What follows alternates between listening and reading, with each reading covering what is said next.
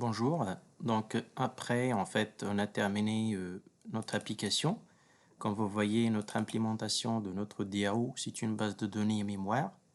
Donc on va essayer dans cette vidéo de configurer la base de données pour qu'elle soit une vraie base de données.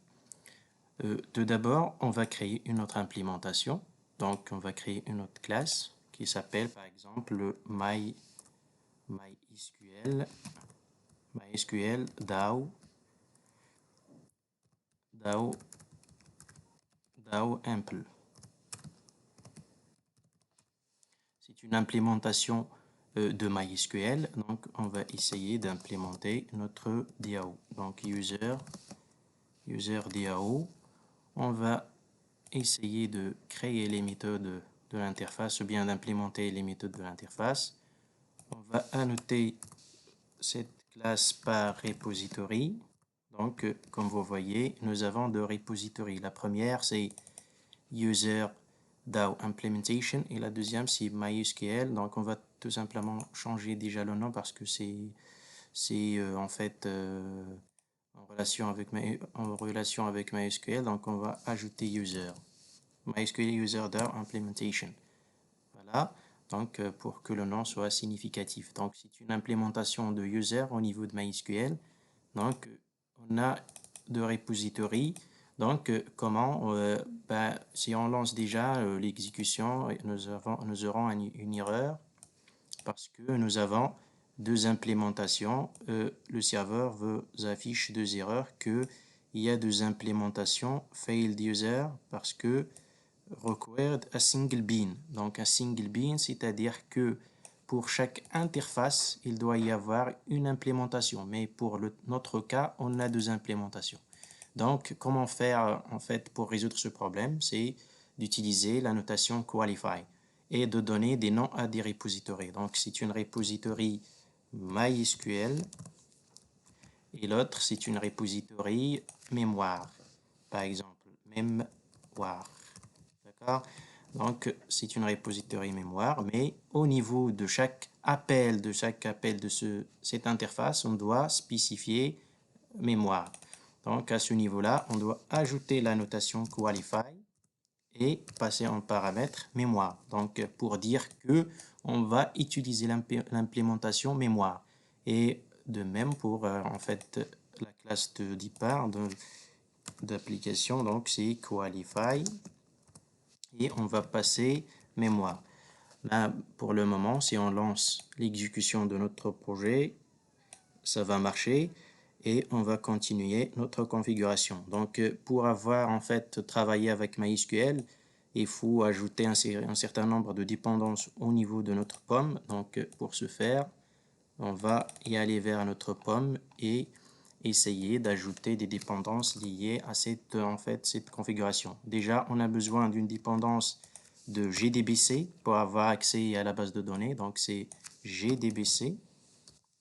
Nous avons besoin d'un connecteur MySQL pour se connecter à notre base. Donc, à ce stade-là, c'est MySQL. Et puis, à ce stade-là, c'est MySQL connector pour Java et une scoop save pom. Non, pourquoi elle m'affiche? C'est scoop, c'est runtime. Donc, on a besoin de cette dépendance au moment d'exécution. Donc, JDBC runtime. Nous avons besoin d'une autre aussi qui va nous aider en fait pour créer des migrations de bases de données qui s'appelle Flyway. Donc, c'est org.flywaydb et l'artefact ID c'est Flyway Core. Flyway Core. Et on va supprimer le scoop pour cette bibliothèque, pour cette dépendance. Donc, c'est OK. Il y a une erreur à ce stade-là. Je ne sais pas pourquoi, mais je vais essayer de voir. Normalement, scoop. On va supprimer ça. C'est tout simplement une erreur au niveau d'analyse de fichiers. Donc, on a ajouté GDBC et un autre connecteur et Flyway. On va créer une classe de configuration sur laquelle notre application doit baser pour créer en fait la base de données.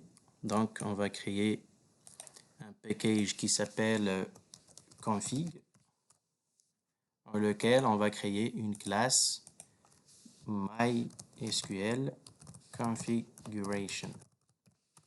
MySQL configuration, c'est une classe de configuration, donc il doit être annoté par configuration. Et puis, au niveau de cette classe, on va créer une configuration liée à la data source qu'on va utiliser dans cette application. Donc, on a besoin d'une fonction publique qui va nous retourner un objet de Ikari data source. Ikari data source, et puis return data source. Data source, c'est pas Ikari data source, mais c'est Ikari data source, c'est data source builder. Data source builder, et puis notre méthode create, et puis le type c'est Ikari data source.class, et puis build. Donc je pense que c'est OK pour le moment. Il ne reste que de créer, c'est un bin, donc il faut l'annoter par bin, et puis il doit baser sur des paramètres de configuration qui doivent être existés au niveau de l'application properties ou bien de application.yaml. Donc c'est configuration properties, il doit être app.dataSource. C'est à vous de donner le nom que vous voulez, mais c'est mieux de donner app.dataSource.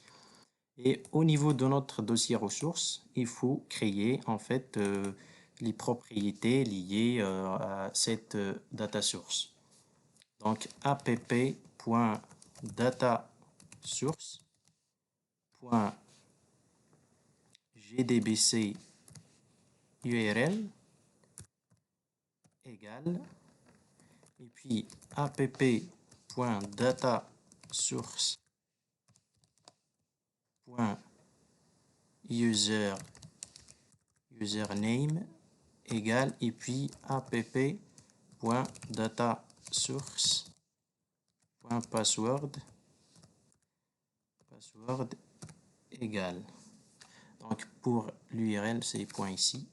Pour en fait l'URL, c'est l'URL d'une base de données MySQL. Donc c'est gdbc de point mysql de point / local host, le port de MySQL 3306, notre base de données userdb. Donc on doit le donner le nom userdb et on sauvegarde. Donc il faut déjà dans un premier temps télécharger la version que vous voulez de MySQL. Donc il faut dans le site de MySQL cliquer sur download, et puis sur la page de MySQL vous avez deux versions, la version entreprise et la version community. Cliquez sur community, et puis télécharger MySQL Installer for Windows. Donc télécharger MySQL. Sinon, vous pouvez télécharger une version de WAMP Server ou bien XAMPP ou EasyPHP. C'est des serveurs web qui offrent une version de MySQL que vous pouvez télécharger. Donc dans mon cas, j'ai déjà téléchargé WAMP Server. WAMP Server, il est lancé, il est là. Donc vous pouvez télécharger l'un de ces trois, ou bien directement de télécharger MySQL à partir du site de MySQL. Après le téléchargement, pour moi, puisque j'ai téléchargé une version web, donc j'ai besoin d'un client. C'est pour ça que j'ai téléchargé en fait une bibliothèque qui s'appelle, ou bien un outil qui s'appelle IDSQL, qui va m'aider en fait à accéder à mon base. Donc elle est déjà lancée ici. Donc il Il suffit tout simplement de créer une connexion, se connecter à une base et donner vos paramètres et puis accéder. Si vous avez téléchargé MySQL, il faut télécharger MySQL Workbench qui va vous simplifier en fait l'accès à votre base et l'accès en fait pour faire les modifications de manière assez simple. Une fois que vous avez fait ça, il faut créer votre base au niveau, c'est la base UserDB qu'on a créée à ce niveau-là, c'est UserDB. Il faut la créer au niveau de votre base de données, au niveau de votre serveur. Donc, créer une base UserDB. Donc, avec une collation ou bien un codage UTF-8 et puis OK. Donc, automatiquement, nous avons notre base qui est vide pour le moment.